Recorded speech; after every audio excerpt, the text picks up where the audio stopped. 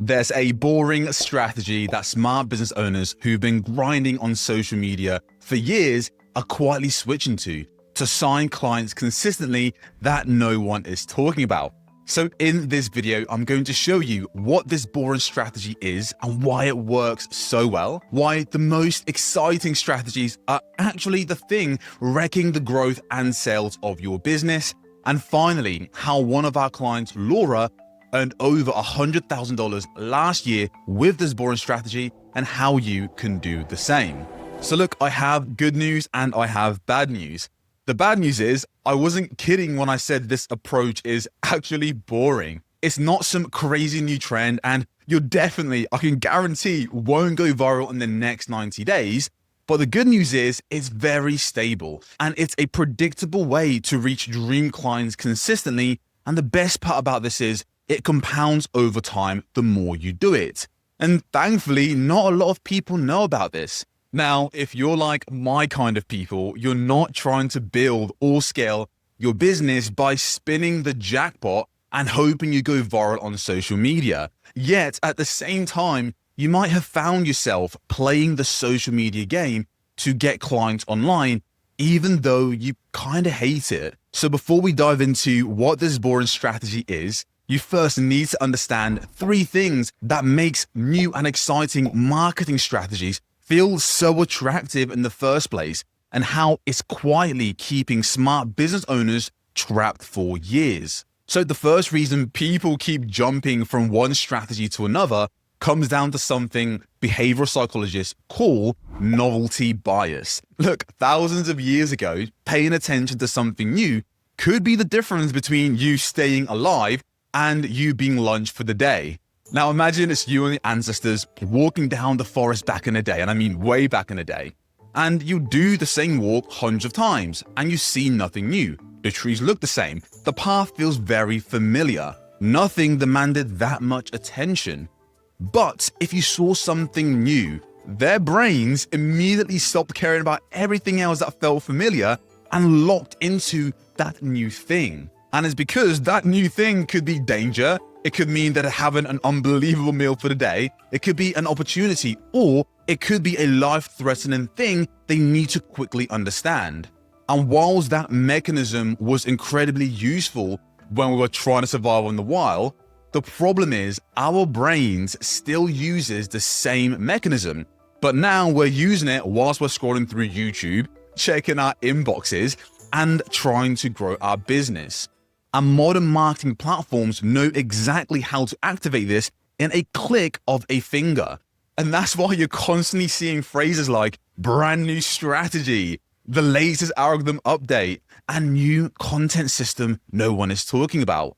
The moment your brain hears the word new, it lights up and it gives the idea more attention before it's even checked out whether it works or not.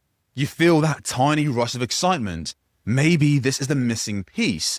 Maybe this strategy is the one that will change everything forever. Maybe, just maybe, this is why the last things I tried didn't work. And that's exactly what makes the novelty bias so powerful. Your brain doesn't immediately reward evidence, it just rewards the possibility of discovering something new, even if that new thing isn't proven yet. And let's be honest, trying the new strategy feels way better than relying on the old, because the old one carries so much frustration, repetition, and a past history of you failing, of me failing. Whereas the new opportunity, well, it still feels like there's this chance that it might work out. So most business owners abandon what they were building and move on to the new shiny object that makes them feel productive. But look, discovering new shiny strategies is only the beginning of this trap, because once a new strategy pulls you back onto these platforms, the second psychological trick then takes over, and it's something known as the slot machine effect. Now think about what happens when you pull a lever on a slot machine, if you've ever been on one before. Now if you've been in a casino, and I've only been a handful of times, I'm not really a fan of gambling, most of the time, you see people and they lose over and over and over again. And then sometimes they win a small amount.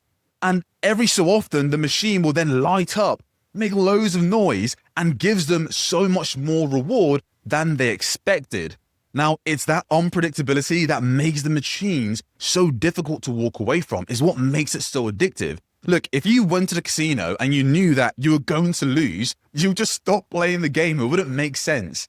And the same is true if you knew that you'd win every single time and you'd get a reward, the game would quickly become boring. But you never know what the next pull might produce. So your brain keeps whispering, oh, try it one more time.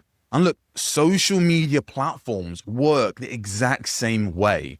You create a post and nothing happens. Then you create another post and you receive some likes. Then the next performs slightly better. And then without warning, boom, one post might go viral. You get thousands of views, your follower count starts to rise, and people begin commenting and sharing your content. And for a moment, you're convinced that you've finally cracked this code. And that one win changes all of a sudden the previous losses you've been incurring for years. Now, when the next 10 posts perform badly, you don't immediately question whether or not the platforms are producing meaningful results for your business. You just think maybe the next one will give me that unlock. Maybe the next one is going to be that breakthrough. And that possibility to win big is what keeps you playing this game. Even though on average, your results don't justify the time, the effort, the money, and the attention you keep investing into these platforms. And that is where the novelty bias and the slot machine effect begins working together. The novelty bias, well, it convinces you that there's a new strategy that can finally unlock a newfound level of growth. And the slot machine effect, well, it gives you just enough occasional evidence to believe that a breakthrough might be round the corner, that you're just one post away. And every time the results slow down, boom, all of a sudden, a new win appears. So you try again, you receive a small burst of attention, and that small burst renews your hope. And that cycle continues. But look, there's still one more psychological trick that keeps this entire loop glued together. Because you're not just chasing leads and clients, you're also chasing status. Thousands of years ago, status within a tribe mattered enormously. The people that had higher status often received greater success, resources, protection. They had way more influence, built better relationships, and had so many more opportunities coming their way. Being recognized in a group could directly improve your chances of surviving and thriving. And that is why our brain still pays close attention to where you sit and where we sit within a social hierarchy. You want to feel respected. You want to feel like you're doing something important. And you also want to be recognized by other people that you're doing something important. And today, the social media platforms have turned this ancient desire into a visual scoreboard. We now have followers, likes, views, comments, blue ticks, bloody blue ticks. And I'll be honest, it's pretty genius what they've done, but it's also pretty sinister. Look, every number publicly signals how much attention you appear to command.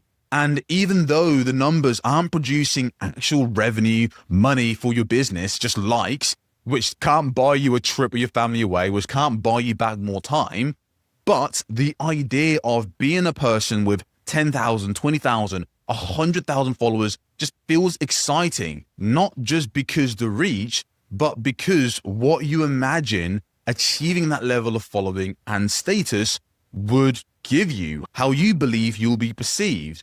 So without realizing it, you can slowly stop playing the business game and start playing the social media game of status. This is what keeps you trapped on the social media content hamster wheel, even though you're not getting the result you want from it. And instead of asking, is this helping me attract the right clients?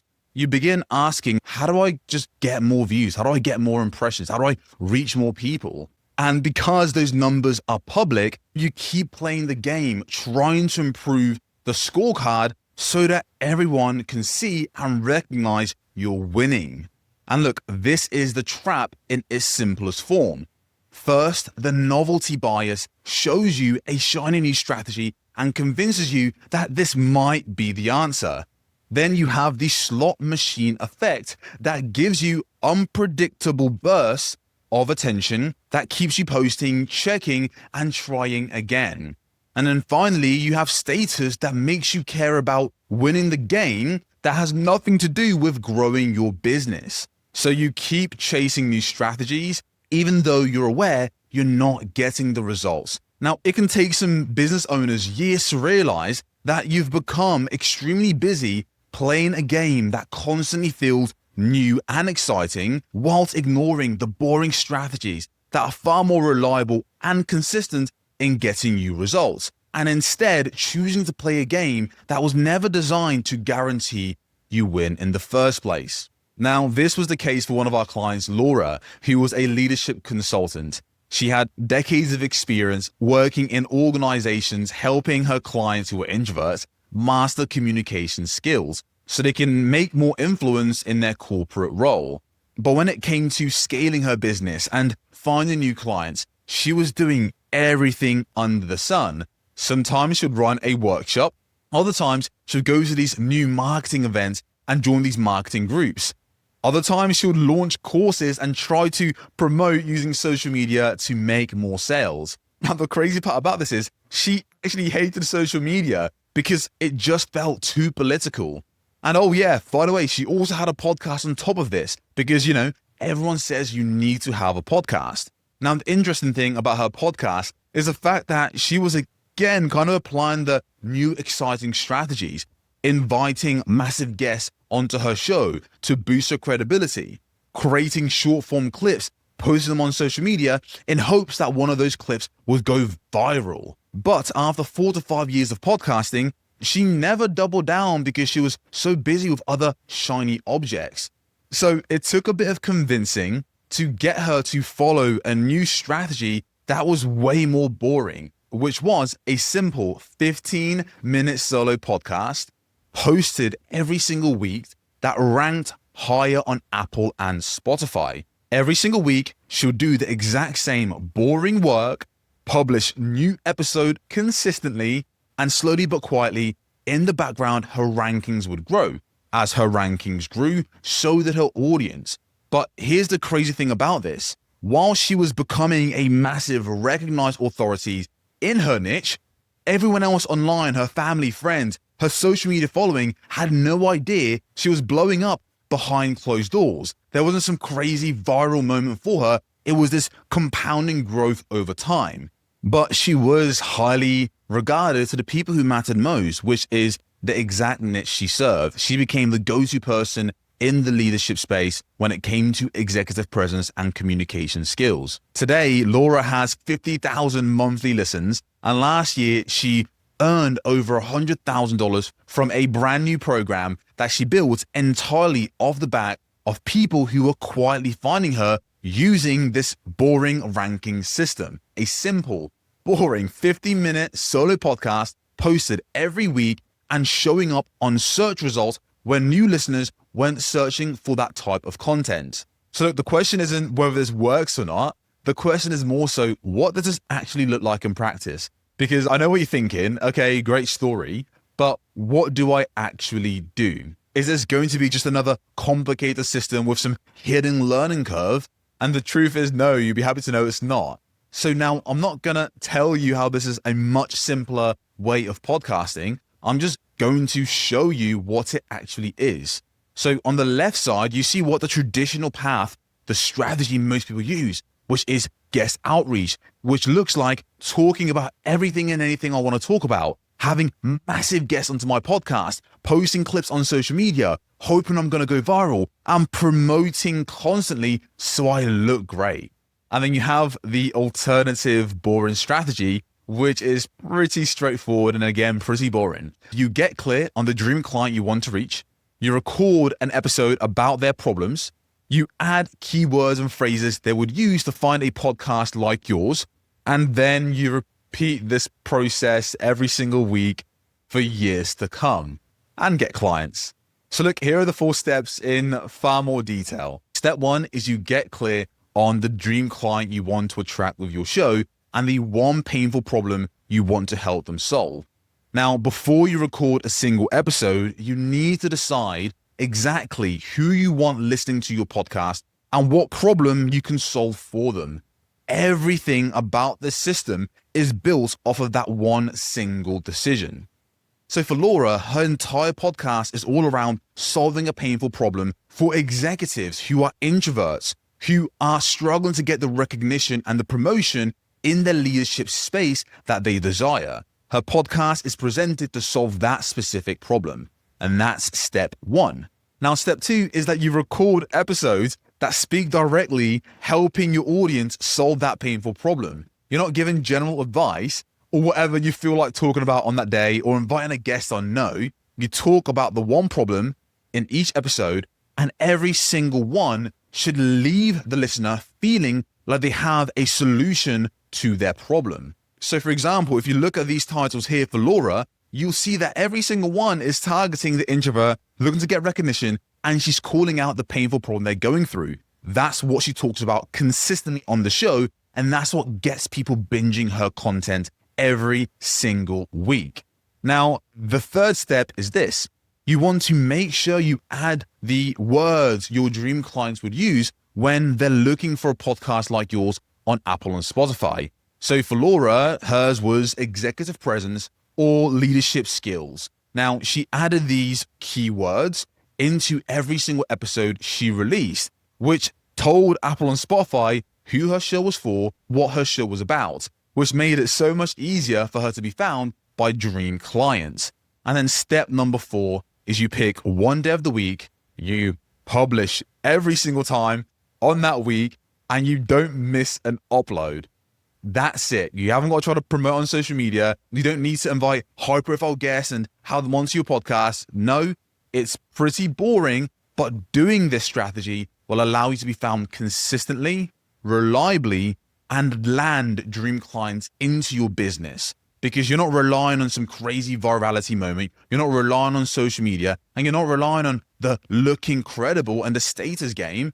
You're quietly in the background doing the boring work that allows you to be found by dream clients who are looking for your solutions. That's the boring strategy smart business owners are using instead of the social media exciting strategy grind. Now, if you want to have a deeper dive on how to launch one of these 15-minute solo podcasts from the ground up, we made this video right here breaking down exactly how you do that.